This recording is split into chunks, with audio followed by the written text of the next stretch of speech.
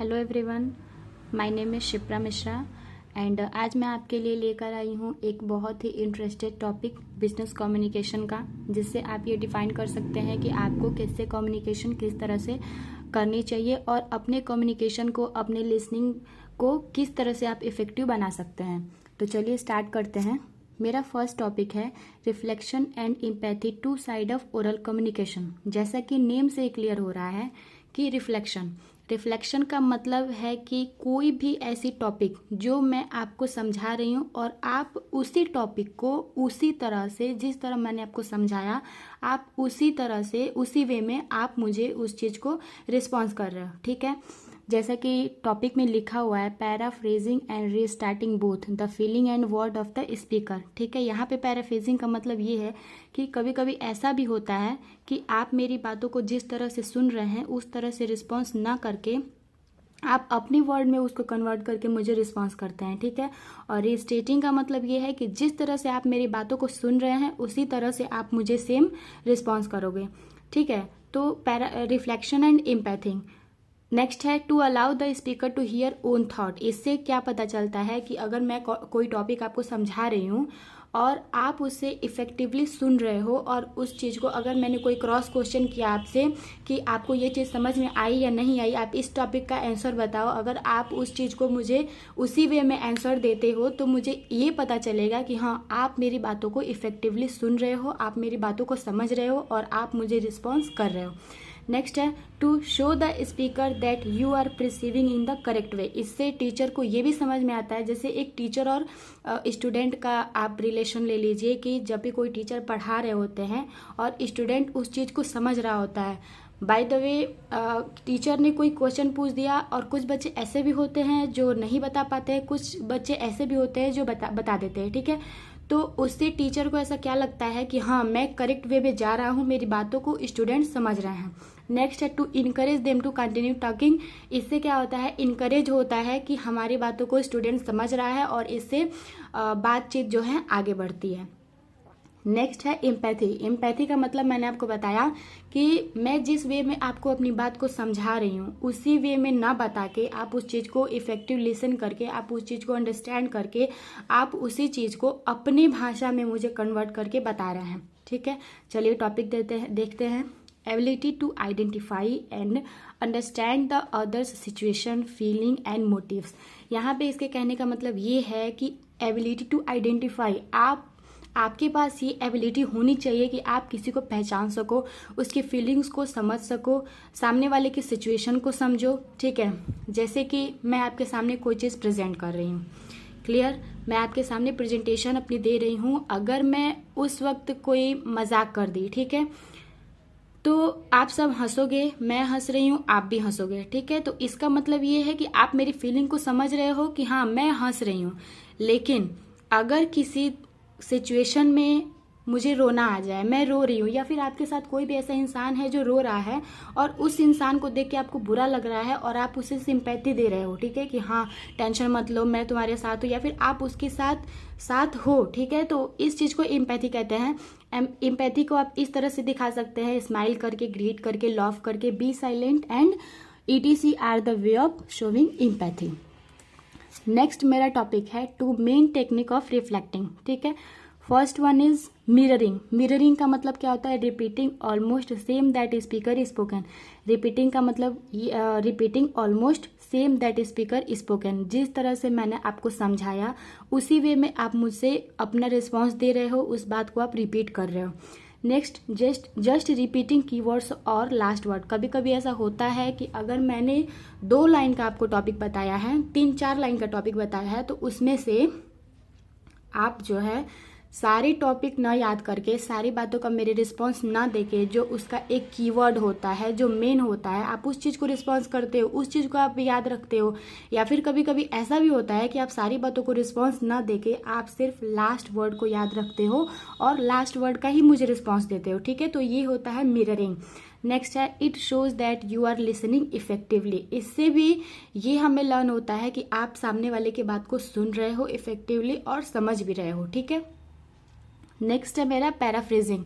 Paraphrasing का मतलब अभी मैंने पीछे वाले टॉपिक में बताया कि कोई भी चीज़ जो टीचर आपको बता रहे हैं उस चीज़ को आप समझ के इफेक्टिवली सुन के आप उनकी बातों को अपने भाषा में कन्वर्ट करके आप उनको रिस्पॉन्स करते हैं। ठीक है, टॉपिक है express the meaning of something written और स्पोकिंग यूजिंग डिफरेंट वर्ड्स। ठीक है, इसका मतलब यही है कि मैं कोई बात आपको समझा रही हूँ और आप उसको समझ के सुन के आप अपने वर्ड्स में कंप्लीट करके कन्वर्ट करके आप उस चीज़ को रिस्पॉन्स करते हो। ठीक है, नेक्स्ट है it shows that you're listening effectively and understanding also.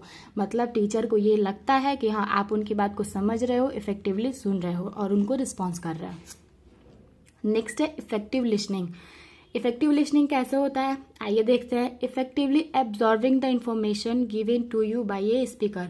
जो भी स्पीकर के द्वारा आपको इन्फॉर्मेशन प्रोवाइड की जाती है आप उसको अच्छे से एब्जॉर्व करोगे, अच्छे से सुनोगे। जब आप अच्छे से सुनोगे तभी तो उनके किसी भी टॉपिक को आप एब्जॉर्व करोगे, सिंपल सी बात है। नेक्स्ट है showing that you are listening and interested. इससे जैसे एक टीचर ही कभी कभी पढ़ा रहे होते हैं तो कभी कभी कोई ऐसा टीचर हमारे सामने भी आ जाता है कि हम उसकी बातों को सुनना नहीं चाहते हैं, हमको मतलब बोरिंग फील होता है। ठीक है, तो ये आपका इफेक्टिव लिसनिंग में नहीं आएगा। लेकिन कभी कभी ऐसा भी होता है कि आपका कोई फेवरेट टीचर आ जाए, ठीक है, और आप उनकी बातों को बहुत इफेक्टिवली सुन रहे होते हैं और आप उनको समझ रहे होते हैं। ठीक है, तो इससे उनको भी ऐसा मतलब लगता है कि आप उनकी बात को सुनने में इंटरेस्ट ले रहे हो। ओके, नेक्स्ट है providing feedback to the speaker so that he or she knows the message was received। Feedback का मतलब आप सबको पता होगा कि फीडबैक का मतलब है कि किसी भी चीज़ को फीडबैक करना।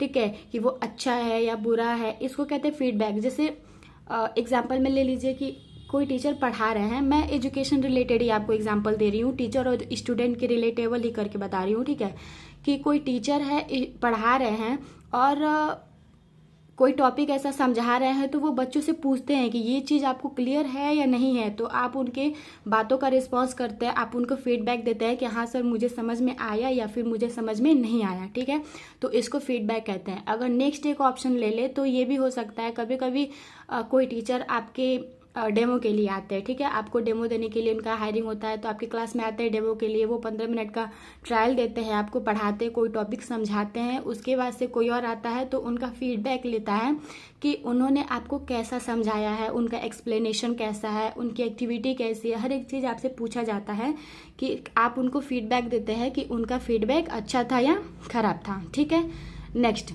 कुछ पर्पज़ हैं। बी अटेंटिव, फोकस्ड और कंसंट्रेटेड। इफेक्टिव लिसनिंग में बी अटेंटिव होना पड़ता है, फोकस्ड और कंसंट्रेट करना पड़ता है सामने वाले के बातों को सुनने के लिए। रिक्वेस्ट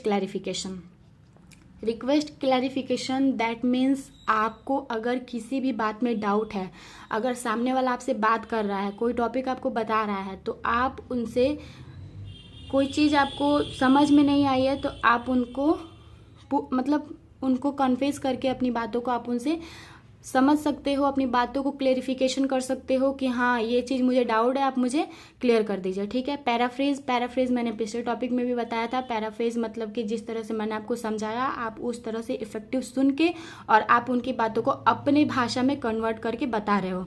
अवॉइड नॉइज का मतलब ये है कि आपके अगल बगल अगर कोई और बातें चल रही है तो आप उस चीज़ को अवॉइड कीजिए। जैसे क्लास में आप बैठे हैं, कभी कभी ऐसा भी होता है क्लास चलता रहता है लेकिन आपके अगल बगल बातें होती रहती हैं, कुछ बच्चे बातें करते हैं, तो आप उस चीज़ को अवॉइड करके और आप अपने पढ़ाई पे फोकस करते हैं। ओके, ये होता है इफेक्टिव लिसनिंग।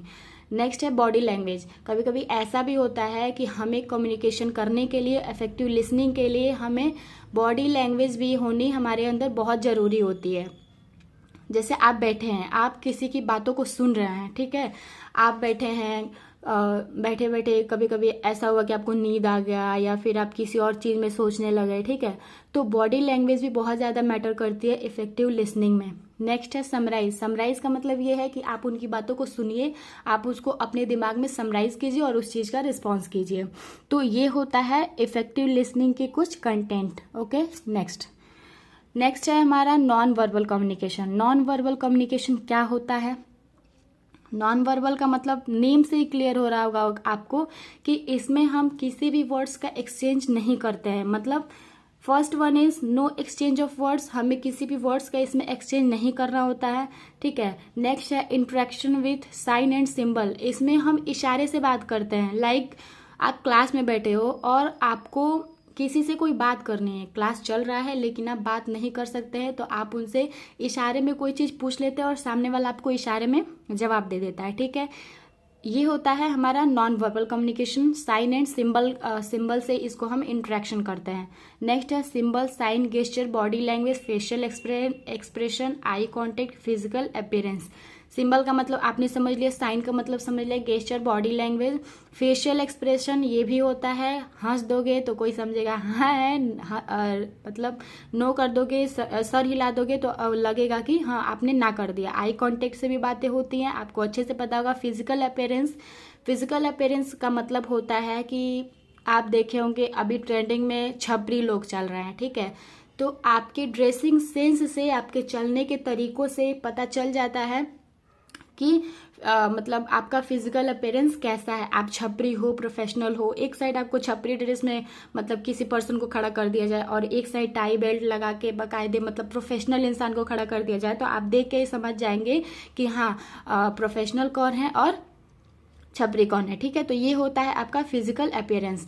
नेक्स्ट है नॉन वर्बल कम्युनिकेशन में भी विजुअल और ऑडिटरी। विजुअल और ऑडिटरी का मतलब ये है कि बेल बजी, ठीक है, तो आपको पता चला कि हाँ नेक्स्ट बेल है, नेक्स्ट सब्जेक्ट मेरा चलेगा, क्लास चलेगा।